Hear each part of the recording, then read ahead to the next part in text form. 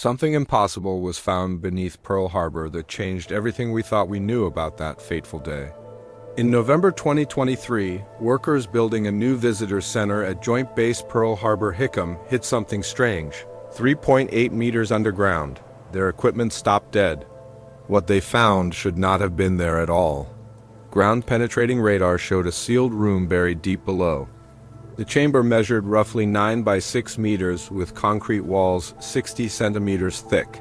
No blueprints mentioned this structure. No records showed it existed. On December 4th, engineers cut through the sealed entrance and stepped inside.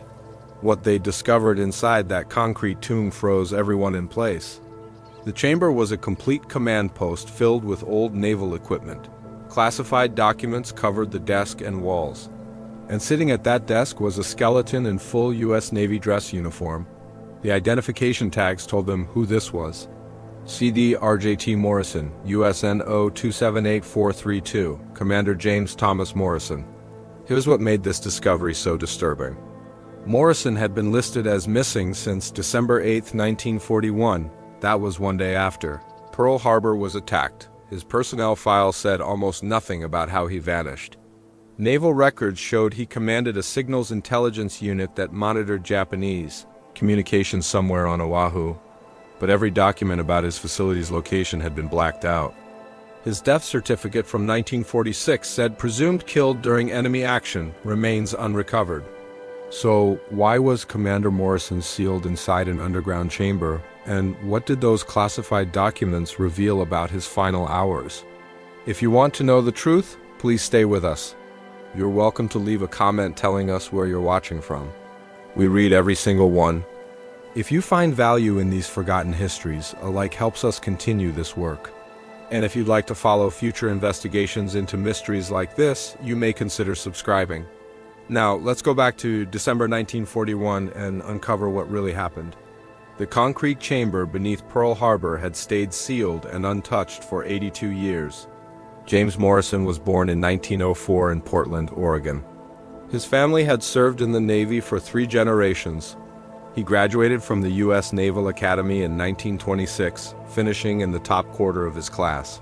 He showed special talent in communications and cryptography. His early Navy career focused entirely on signals intelligence. He worked at naval radio stations in the Philippines and California. There he learned how to intercept and analyze foreign military communications. By 1938, he had earned the rank of lieutenant commander and worked at Navy Department headquarters in Washington. He helped create protocols for the service's growing signals intelligence operations. The relationship between the United States and Japan got worse throughout 1940 and 1941. This created desperate need for intelligence about Japanese military plans. The U.S. Navy ran several signals intelligence stations across the Pacific. They intercepted Japanese naval radio traffic and tried to decrypt coded messages. Station HYPO in Hawaii, Station CAST in the Philippines, and Station Nagat in Washington worked together, sharing intercepts and code-breaking efforts. But these well-known facilities were only part of America's intelligence network. Several smaller, highly classified listening posts operated in complete secrecy. Only a handful of senior officers knew they existed. Their locations were deliberately hidden in official records. Morrison got orders to Hawaii in March 1941 and promotion to commander in June. His assignment was to establish and direct one of these secret listening posts. It was called Station Hotel and Internal Communications, but never officially acknowledged in public records. The facility's job focused specifically on intercepting and analyzing transmissions from Japanese naval units in the Marshall Islands and Caroline Islands. Japan controlled these territories after World War I, and they were suspected of hiding military preparations. Station Hotel operated separately from Station HYPO at Pearl Harbor. It reported directly to the Office of Naval Intelligence in Washington rather than through Pacific Fleet channels. The importance of signals intelligence in late 1941 cannot be overstated. American codebreakers had achieved some success breaking Japanese diplomatic codes, the famous Purple Cipher. But Japanese naval codes remained mostly unbreakable. Even when messages could not be decrypted, traffic analysis provided valuable intelligence. The volume, timing, origin, and destination of radio transmissions revealed patterns of activity that skilled analysts could interpret. Morrison's unit tracked Japanese naval communications for signs of unusual activity that might show preparation for military operations. The work required constant monitoring, careful recording, and quick analysis. All of it was done under strict security rules that prevented discussing the work even with other naval personnel. The island of Oahu in 1941 presented both benefits and problems for signals intelligence operations. The island's location in the Central Pacific gave excellent reception of radio signals from across the region. Good radio reception required tall antennas, but obvious antenna arrays attracted unwanted attention. Morrison's solution, according to bits and pieces in declassified documents, involved putting his facility underground. Antennas were disguised as palm trees and carefully placed to avoid drawing notice from either casual observers or foreign intelligence agents known to operate on the island. The final week of November 1941 brought increasing tension throughout the Pacific Fleet. On November 24th, Chief of Naval Operations Admiral Harold Stark sent a message to Pacific Fleet Commander Admiral Husband Kimmel. The message warned that negotiations with Japan appear to be terminated. It advised that a surprise aggressive movement in any direction, including attack on Philippines or Guam, is a possibility. Morrison's unit intensified its monitoring with personnel working extra shifts to ensure continuous coverage of all relevant Japanese naval radio frequencies. Traffic analysis showed unusual patterns. A big increase in message volume combined with new call signs that made tracking specific units harder then came. December 6, 1941. At approximately 1400 hours, Morrison's unit intercepted a series of transmissions coming from the direction of the Marshall Islands. According to a partially destroyed message log recovered from the sealed chamber, the intercept showed characteristics consistent with air-to-ship communications rather than the standard ship-to-ship traffic his unit normally monitored. The frequency, message format, and transmission timing differed from typical Japanese naval communications patterns. Morrison's analysis, handwritten on the log sheet, noted possible carrier air group conducting exercises or operational deployment. Concentration of transmissions suggests multiple aircraft coordinating with surface units. Morrison tried to report his findings to Naval Intelligence Headquarters in Washington via encrypted teletype at 1620 hours on December 6th. But did Washington ever receive his urgent warning? The transmission log showed the message was sent, but nothing indicated Washington acknowledged receipt. Morrison sent a second message at 8:45 hours. This time he also copied Station HYPO at Pearl Harbor.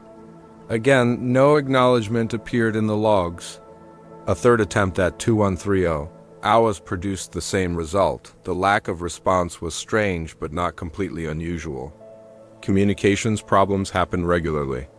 Morrison had no way to know whether his messages were being received and simply not acknowledged or failing to reach their destinations entirely. The morning of December 7th started like any other day at Morrison's facility. Duty logs showed normal watch rotations with personnel monitoring assigned, frequencies and recording, intercepts according to standard procedures. At 0702 hours, operators detected what appeared to be tactical radio transmissions on frequencies not previously linked with Japanese naval operations. The signal characteristics told a chilling story. Short duration, high power, frequency hopping pattern. This suggested aviation communications during active operations. At 0715 hours, operators reported hearing English language transmissions on U.S. military frequencies describing aircraft approaching Oahu from the north. The facility's location, underground and physically separated from main Pearl Harbor installations, meant Morrison's unit received no warning of the attack until it was already happening. At 0758 hours, according to the final entry in the duty log, Morrison ordered all personnel to emergency stations and attempted to establish communication with Pacific Fleet Headquarters. The log entry noted attack in progress, attempting to alert all stations unable to raise back Will maintain monitoring and recording. That entry, written in Morrison's distinctive handwriting, was the last operational record his unit produced. Navy casualty accounting procedures in the chaotic aftermath of December 7th struggled to track personnel across Pearl Harbor's multiple installations. The attack killed 2,403 Americans and wounded 1,178 more. Initial casualty lists focused on personnel at visible locations: battleships, airfields, barracks. Smaller, isolated facilities received attention only after the immediate crisis passed, when Navy administrators tried to verify Morrison's status on December 8th. They hit a wall. They discovered that his duty station's location was classified at a level requiring special clearance to access. The administrative officer who inquired lacked sufficient clearance. He could only determine that Morrison commanded a classified signals intelligence facility somewhere on Oahu. Attempts to locate Morrison or contact his unit produced no results. Telephone lines to the facility, assuming they existed, either did not respond or the numbers were not recorded in accessible files. Radio communication attempts received no acknowledgement. On December 9th, a search party tried to locate the facility using the limited information available in classified files. The search team, led by a lieutenant commander from Naval Intelligence, spent 2 days checking possible locations but found nothing. The team's report, declassified in 1995, concluded that CDR Morrison's facility cannot be located using available information. Personnel assigned to station are unaccounted for. Recommend expanded search with additional cleared personnel. Morrison's wife, Eleanor, received notification on December 12th that her husband was missing and presumed killed in the attack. The telegram provided no specifics about his location or duties. It stated only that he was performing classified duties during the attack on Pearl Harbor and has not been accounted for. Eleanor, who had lived with James in Navy housing near Honolulu, knew almost nothing about her husband's work beyond that it involved communications and required unusual working hours. Her questions to Navy officials produced sympathetic responses but no additional information. Security regulations prevented disclosing details about Morrison's assignment, even to his widow. The official account of Morrison's death, finalized in 1946 when the Navy declared him legally dead, listed him among personnel killed during the attack whose remains were not recovered or could not be identified. This category included individuals known to have been aboard ships that sank, in buildings that were destroyed, or otherwise present at locations where casualties occurred but whose bodies could not be individually accounted for. Morrison's inclusion in this category was administratively convenient but factually questionable. No one actually knew where he had been during the attack or what had happened to him. 3 different theories emerged among the handful of naval intelligence officers aware of Morrison's actual assignment. The first proposed that Morrison's facility had been directly hit during the attack, either by bombs or by crashing aircraft, and completely destroyed. This theory explained his disappearance but seemed unlikely. No reports documented unexplained damage to any area where his facility might plausibly have been located. The second theory suggested Morrison and his personnel had been killed while attempting to evacuate their facility and reach safety during the attack. The third, mentioned in a 1945 internal memo, suggested that Morrison might have been killed by friendly fire. Panicked American forces shooting at anything that moved during and after the attack. Between 1946 and 2000, Morrison's name appeared in exactly 4 historical works about Pearl Harbor. Each mention consisted of a single sentence listing him among officers killed in the attack. None provided details about his assignment or the circumstances of his death because that information remained classified. The Navy's institutional reluctance to discuss signals intelligence operations, particularly those that failed to prevent surprise attacks, meant that facilities like Station Hotel remained officially unacknowledged for decades. After they ceased operation, Eleanor Morrison moved to California in 1946 and remarried in 1950. She spoke rarely about her first husband, telling her second family only that James had been a Navy officer killed at Pearl Harbor. She died in 1987 without learning what had actually happened. The Morrisons had no children. James's extended family gradually lost interest in pursuing details about his death. His brother, who had served in the Army during the war, made several attempts in the 1950s to obtain information, but encountered the same security restrictions that had frustrated Eleanor. Declassification of World War II intelligence documents accelerated in the 1990s, as records reached the 50-year mark that made them eligible for public release. However, the declassification process often involved extensive redactions, and some documents were withheld entirely. References to Station Hotel appeared in several declassified documents, but always with its location redacted. A 1993 history of Navy signals intelligence, written by a cleared historian with access to classified files, included 2 paragraphs about a small signals intelligence facility on Oahu that ceased operations on December 7, 1941, but provided no specifics about its personnel or fate. The truth remained buried, literally and figuratively, for another 30 years. But how did Morrison's underground tomb remain hidden for over 80 years? Pearl Harbor underwent continuous development throughout the post-war decades, with construction projects regularly uncovering unexploded ordnance, aircraft debris, and other remnants of the 1941 attack.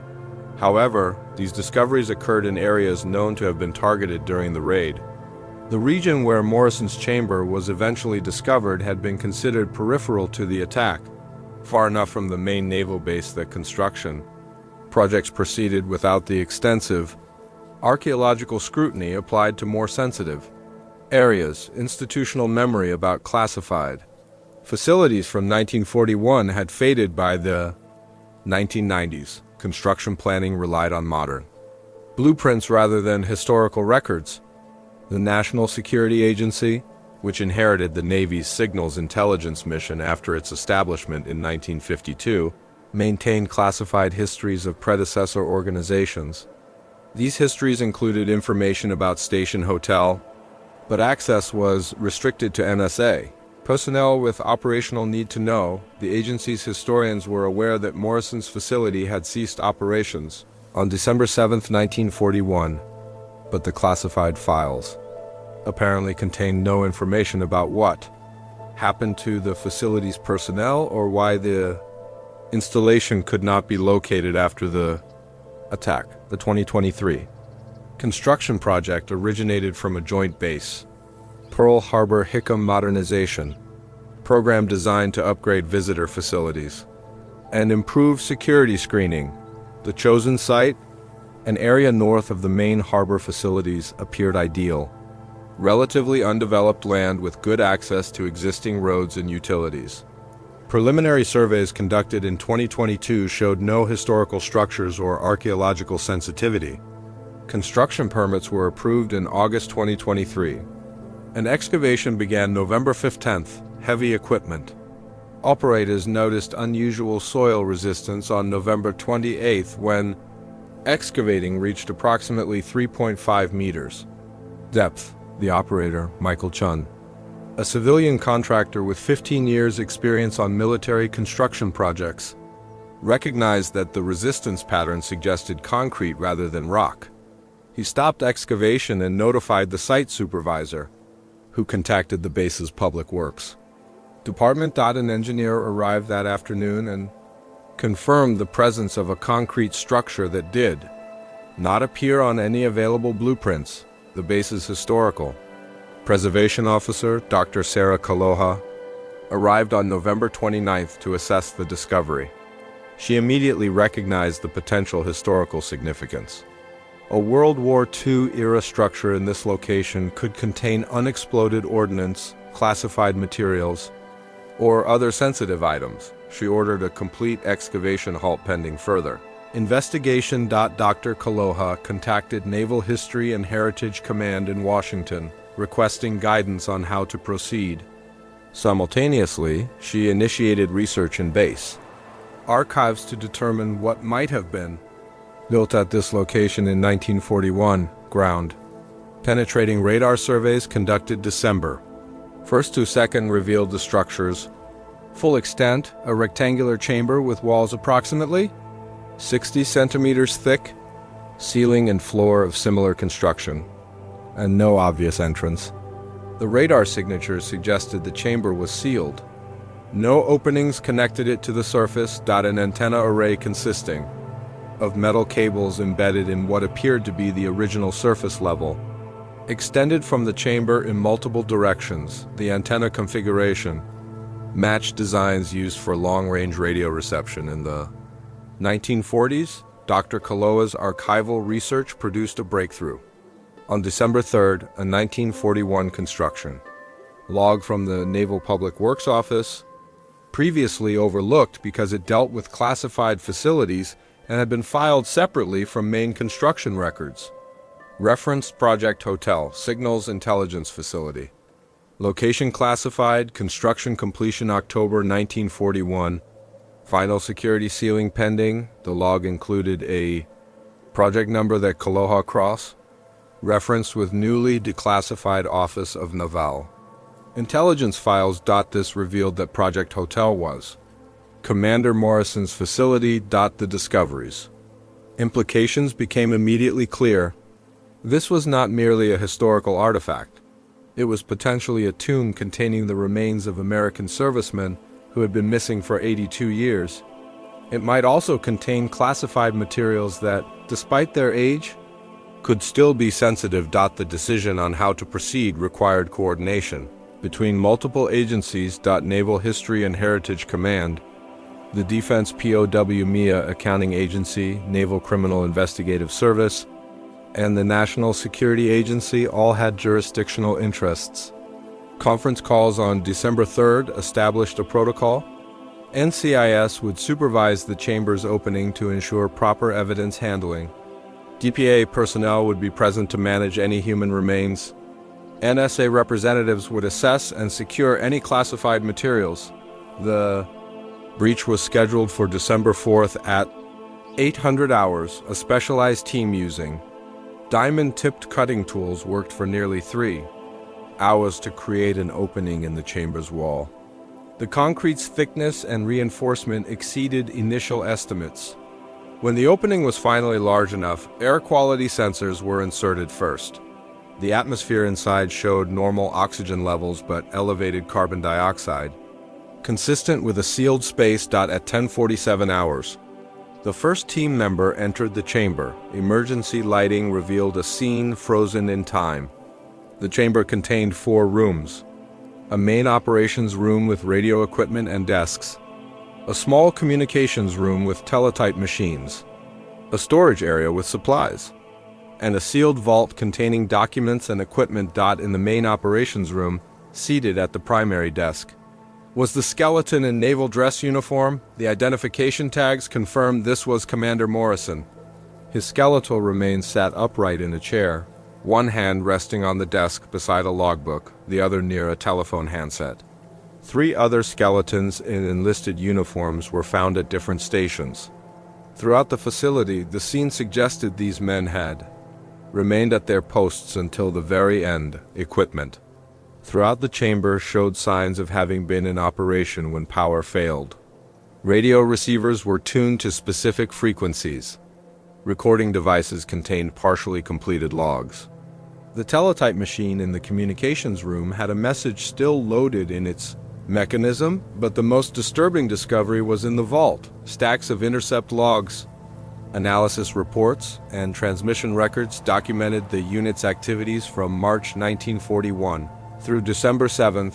The final entries, dated December 7th and written in Morrison's handwriting, described the attack as it unfolded and detailed the unit's desperate attempts to communicate warnings. A separate folder, marked with Morrison's personal seal, contained a handwritten letter. The letter was addressed to Naval Intelligence Headquarters and dated December 7th, 1941, 14:30 hours. More than 6 hours after the attack began, Morrison and his men were still alive inside their sealed tomb. Trying to figure out why no one had come to help them. What that letter revealed would change everything we thought we knew about Pearl Harbor. Morrison's letter explained everything, but the physical evidence told an even darker story. The decision to breach the chamber required approval from multiple authorities. Base Command, Naval History and Heritage Command, the FBI because it might contain classified materials, and NCIS because it might be a crime scene. Approvals came through on December 4th with strict protocols. A team of archaeologists, forensic specialists, and security personnel would conduct the breach and initial documentation. On December 4th at 1400 hours, engineers using diamond-tipped cutting tools drilled through the chamber ceiling. They created an opening large enough to lower cameras and eventually personnel. The first camera views showed a remarkably preserved interior. The sealed environment had protected everything from weather and moisture. Though temperature fluctuations over 8 decades had caused some deterioration of organic materials, what they saw inside made everyone stop breathing. A central desk, multiple equipment racks holding radio receivers and recording devices, filing cabinets, and a human skeleton seated at the desk in a position suggesting the individual had died while working.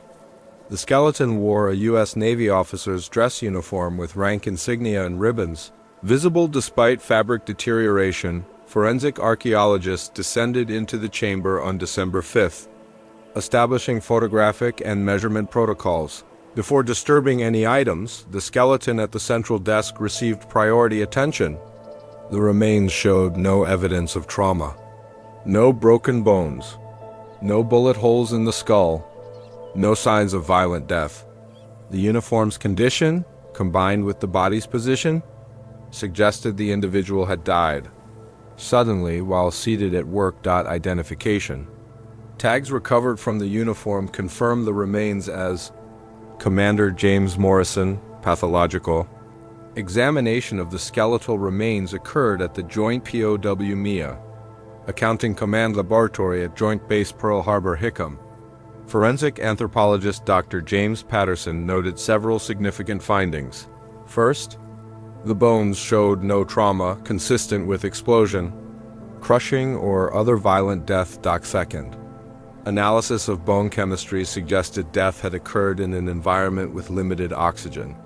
Third, examination of the skull and teeth revealed Morrison's identity matched his Naval Academy dental records. The combination of findings pointed toward asphyxiation as the cause of death. Environmental analysis of the sealed chamber provided crucial context. Air samples extracted before the chamber was fully opened showed carbon dioxide levels of approximately 7%, far above the normal atmospheric concentration of 0.04%. Oxygen levels measured 14%, below the 21% normal concentration. These readings, combined with the chamber's sealed nature, indicated something horrifying. Morrison and anyone else in the chamber, when it was sealed, had gradually consumed the available oxygen and accumulated carbon dioxide until the atmosphere could no longer sustain life.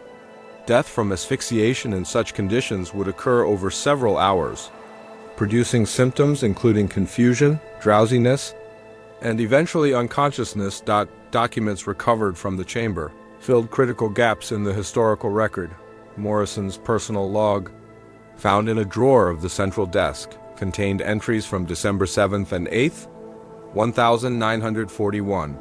The December 7th entries described the attack and his unit's response.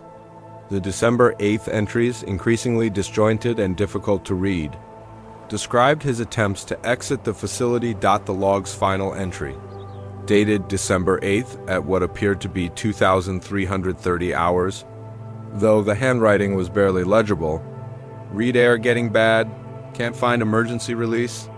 This facility was supposed to have, the sentence ended incomplete. Examination of the chambers. Design revealed a catastrophic flaw. The facility had been constructed with an entrance tunnel that could be sealed in case of enemy attack or other emergency. The sealing mechanism, located outside the main chamber, was designed to be operated from either inside or outside. However, the internal release mechanism A large wheel valve that should have been mounted on the wall near the entrance was missing. Inspection of the wall mounting points showed that the valve had been removed deliberately.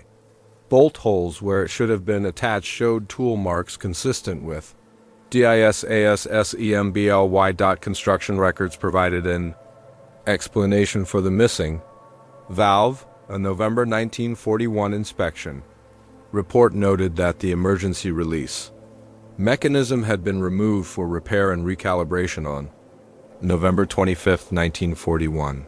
The work order indicated the valve would be reinstalled by December 15th after the repair facility in San Francisco completed modifications. The attack on December 7th occurred before the valve's return. Morrison had been sealed in a facility without a functioning internal emergency release. The sequence of events became clear through integration of multiple evidence sources. On December 7th, Morrison and his personnel maintained their monitoring station throughout the attack and its immediate aftermath. At some point on December 7th or early December 8th, his personnel evacuated the facility, possibly on Morrison's orders to seek safety, possibly on their own initiative. During the chaos, Morrison remained at his post. He continued to attempt communication with higher headquarters and maintained his unit's records. At some point, the facility's external sealing mechanism activated. Engineering analysis revealed what happened next. The sealing mechanism was designed to activate automatically if certain conditions were met, specifically if the facility's entrance was exposed to explosion effects, pressure wave, or fire. The attack on Pearl Harbor created these conditions in many areas. And even though Morrison's facility was not directly targeted, blast effects from nearby explosions could have triggered the automatic sealing system. Once sealed, the only way to open the facility from inside was the emergency release valve, which was absent due to the November maintenance work. Archival research at the National Archives revealed additional context.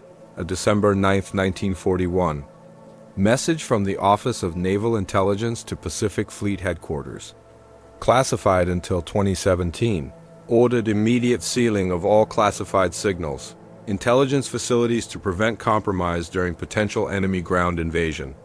The message specified that facilities should be sealed by any available means and that personnel should evacuate before sealing. Whether this order reached Morrison's facility before the automatic sealing occurred, or whether it arrived too late, could not be determined from available evidence. The fate of Morrison's personnel remained unclear. Station Hotel's manning document showed a complement of 12 personnel. Morrison plus 11 enlisted men. None of the enlisted men appeared on Pearl Harbor casualty lists. Post-war research by naval historians attempting to trace the unit's personnel found that most had been reassigned to other duties in late December 1941 and served throughout the war. However, none left any record of their service at Station Hotel. They had been sworn to secrecy, and they took that secret to their graves. They had been debriefed and ordered not to discuss their previous assignment.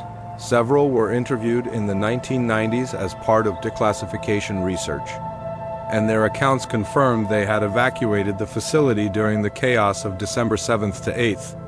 Assuming Morrison would follow, reconstruction of Morrison's final hours required careful integration of physical evidence, documents, and contextual understanding of the facility's design. The morning of December 7th found Morrison and his crew at their underground post monitoring Japanese naval communications. When the attack began, they had no direct knowledge of what was occurring.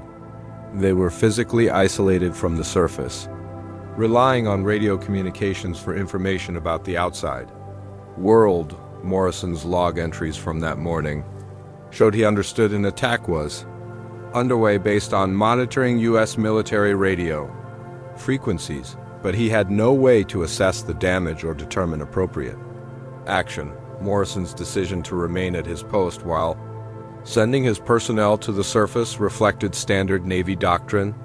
The commanding officer remains at his duty station until properly relieved or until remaining becomes impossible. His log entries indicated he believed the attack might be a prelude to an invasion and that Signals intelligence would be crucial for tracking Japanese forces. He ordered his personnel to evacuate while he maintained monitoring operations. He expected to follow once he completed essential tasks, securing classified materials, destroying sensitive equipment if necessary, and ensuring all intelligence collected during the attack reached headquarters. The facility's automatic sealing system activated sometime late on December 7th or early December 8th. Morrison's log showed he became aware the facility was sealed when he attempted to exit and found the entrance tunnel blocked. The exact timing of the sealing remained uncertain, but engineering analysis suggested it occurred between 1800 hours on December 7th and 0600 hours on December 8th. Morrison's log entries from December 8th showed increasing concern as he realized the facility was sealed and the emergency release was not functioning. Morrison attempted multiple courses of action. He tried to establish radio communication with the surface, but the facility's communications equipment was configured for receiving and transmitting on naval frequencies. He received no response to his emergency calls, either because surface facilities were too damaged to monitor, or because his signals were lost in the chaos of military traffic following the attack. He searched for tools that might allow him to force the entrance seal, but the facility had been designed specifically to resist forced opening from inside or outside. He attempted to attract attention by creating noise. The log mentioned pounding on walls and ceiling, though sound transmission through 60 centimeters of concrete and several meters of earth made this ineffective. By the evening of December 8th, Morrison's log entries showed awareness that he was in critical danger. The air quality had deteriorated noticeably. He described headaches, difficulty concentrating, and drowsiness.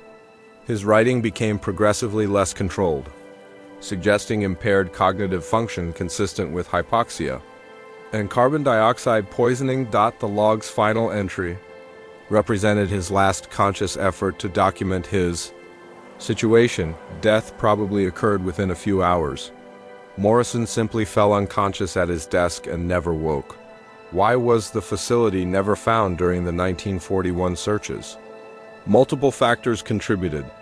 First, the facility's location was classified and the classification system had fragmented during the attack's chaos. People who knew where it was could not communicate with people who had authority to conduct searches. Second, the facility was designed to be invisible from the surface with no markers and all equipment underground. Third, the automatic sealing system had been designed to perfectly blend the entrance with surrounding terrain once activated. Fourth, the search party in December 1941 lacked the technical information they needed. They were looking for surface structures or obvious entrances, not sealed underground chambers. The most disturbing revelation from the investigation involved the timeline of official knowledge. Documents recovered from Naval intelligence archives showed that by late December 1941, senior intelligence officers had concluded Morrison was probably sealed in his facility and likely dead. However, mounting a rescue effort required revealing the facility's location and purpose to construction personnel and others without sufficient security clearances. Intelligence officers debated the appropriate course of action through January 1942. They ultimately concluded that Morrison was almost certainly dead by that point and that compromising the facility's security, even posthumously, posed unacceptable risks. They decided to leave the facility sealed, declare Morrison killed in action, and remove all location information from accessible files. Commander James Morrison died alone, sealed in a concrete tomb beneath Pearl Harbor.